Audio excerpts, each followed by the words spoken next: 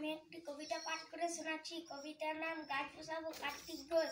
এই কানে জল ওই কানে জল কোথায় তখন ডাঙা, মাথার ওপর সূর্যি যেন বাবরে আগুন রাঙা। ওই যে ডিমে পইতে জল নিত্য জলের দ্বারা, তার মধ্যে হঠাৎ কখন পড়লো প্রাণের সাড়া। সবুজ সবুজ শ্যাওলা মতন জন্ম নিল জলে, তারপরে এই গাছ এলো সব থেকে বলে। পড়তে পড়তে গাছের কথা গর্ব হবে কারো, কেউ বলবে 100 টনে গাছ বসাবো আরো। নমস্কার। নমস্কার।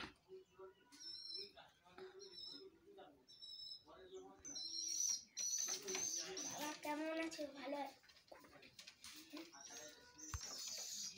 বাবা গুড মর্নিং। কেমন আছো? ভালো আছো? কি করছো? তুমি বাড়িতে না থাকার জন্য মন খারাপ লাগছে। তোমাদের সেখানে সবাই ভালো আছে তো? তাদের আমার তরফ থেকে আগাম শুভেচ্ছা জানিয়ে